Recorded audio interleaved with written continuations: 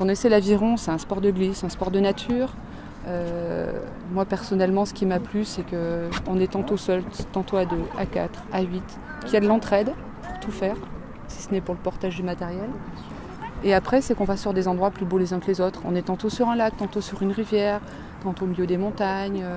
Donc on va beaucoup sur le bassin d'Arcachon. On fait le tour de l'île aux oiseaux. Enfin, il y a des parcours comme ça qui se font. On va sur Baie des Anges, on va à Nice, on fait pas mal de sorties en mer. Le club a voulu se développer en aviron de mer, c'est ramé différemment.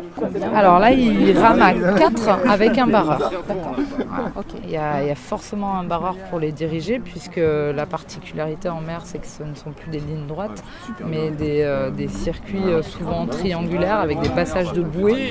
Donc la direction est aussi très importante. C'est notre population, c'est notre façon de ramer, mais autant très, très demandé pour les loisirs. Il y a un barreur qui gère tout ça, qui apprend à bien orienter la coque aussi pour prendre les vagues s'il y en a. On peut aller dans des vagues de 3 mètres, des creux de 3 mètres. Ce sont des bateaux autovideurs et ils sont certifiés pour rester 24 heures immergés sous l'eau, sous 20 cm d'eau. Donc il y a un rapport aux vagues, un rapport aux sensations qui est très différent. Et il y a un dépassement de soi qui est incroyable. Moi j'ai fini la première fois, j'étais vidée, heureuse. Mais comme j'ai pas connu à la rivière en fait, parce qu'en rivière on se confronte, on passe à une d'arrivée, on a gagné, on est content, si on est derrière, on n'est pas content du tout. Qu'à la mer, j'avais pas gagné mais j'étais super contente. On a fini l'année à 200 licenciés compétition. Et on fait à peu près 400 scolaires par an. Donc on apprend non seulement à être responsable de son matériel, à respecter les locaux, les personnes qui encadrent, mais aussi on est face à soi. Donc quand on est face à soi, on est responsable de tout ce que l'on entreprend. Et je trouve que c'est la plus belle des écoles aussi, parce qu'on est face à soi, après on se retrouve en bateau d'équipage, on va donner le meilleur soi-même, mais on dépend aussi de ce que fait l'autre. Et ne pas en vouloir à l'autre quand il a fauté. Donc c'est aussi un apprentissage, parce que souvent chez les jeunes catégories, on va dire quand il y a une fausse pelle, c'est tout de suite des mots qui peuvent aller très haut, et là c'est la faute de. Donc on leur apprend aussi à se dire, attends, toi quand tu as commencé, tu n'as pas fait des fautes, et quel que soit le niveau. Nous on prend à partir de 10 ans les enfants à l'école d'aviron. Où vraiment, là, on leur donne que des notions d'aviron, il n'y a pas de compétition du tout, c'est vraiment l'amour du geste, et voilà, l'esprit club. L'esprit club, c'est de faire du 8, c'est d'amener le maximum de rameurs à un niveau, c'est ça, notre but il est là d'éduquer, d'éducateur. On n'est pas là pour laisser les enfants, on va dire, sur le côté. Plus on fait des petits bateaux, plus il y en a sur le côté, et plus on fait des grands bateaux, plus on intègre des enfants. Alors c'est pour ça qu'on ne parle pas de niveau, on parle d'âge, nous. On essaie de les mettre à le même âge ensemble.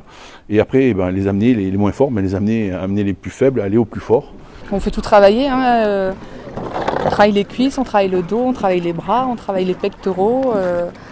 Donc pour se maintenir, à partir du moment où le poids est porté, ce qu'il y a d'intéressant, c'est qu'il n'y a pas de souffrance articulaire. Et ça, je crois qu'on le recherche de plus en plus. Et on a de plus en plus de personnes qui sont que les médecins conseillent de venir, auxquels les médecins conseillent de venir, parce que sur le plan traumatique, il n'y a pas de risque en fait. Parce que c'est vrai qu'aujourd'hui, quand on prend de l'âge, qu'on aime courir, à un moment donné, on a du mal à courir, ça fait mal au bassin, ça fait mal aux genoux, etc.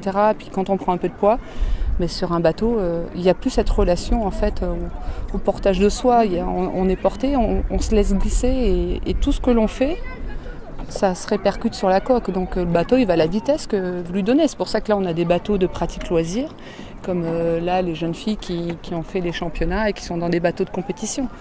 Donc voilà. D'accord. Mais il y en a pour tous les goûts. Il y a des bateaux justement où on adapte un siège qui est fixé avec un dossier et des sangles. Où les gens s'assoient, puisqu'ils sont tétraplégiques, ils sont attachés au niveau des cuisses pour faire corps avec leur bateau. Et en fin de compte, ils ne servent que du haut du corps. Oui. Et ensuite, on adapte des flotteurs sous les dames de nage, de façon à ce que la personne pratique en toute quiétude. Et ils ne risquent pas de chavirer, parce qu'il y a ces flotteurs. Voilà, donc c'est vraiment des bateaux que le club a acheté. On en a acheté 2 pour ça. Donc en fonction de son handicap, si par exemple elle est paraplégique basse, elle peut ramer avec son dos et ses bras, on enlève le dossier. Si elle est handicapée, si elle est blessée assez haut, elle rame avec ses bras, on fixe le tronc et les jambes. Le club est habilité, donc malentendant, aveugle, on a toutes les accréditations au niveau du club. On a l'équipe suisse aussi qui est venue. On a Oxford qui est venu aussi. Donc on commence à avoir des personnes et l'équipe de France évidemment qui vient régulièrement faire des stages de préparation. On a un bassin qui est ramable toute l'année.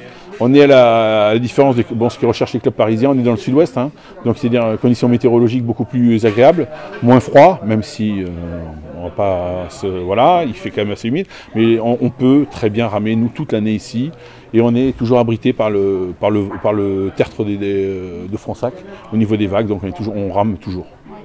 On a organisé la Coupe de France cette année, il y avait 124 bénévoles sur une journée au club nautique. C'est fantastique. C'est extraordinaire.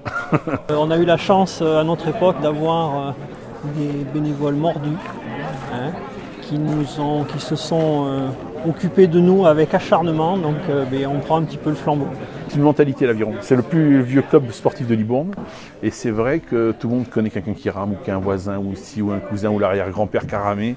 Et c'est vrai que quand nous on demande de l'aide pour réparer les bateaux, il y a toujours cette amitié, il y a toujours cet état d'esprit.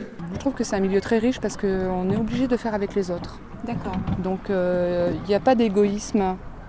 Ou alors nous, en tant qu'entraîneurs, on essaie d'y veiller aussi parce que chacun a sa propre personnalité et le but après de faire un équipage long, c'est d'associer toutes ces personnalités pour que le bateau aille le plus vite possible.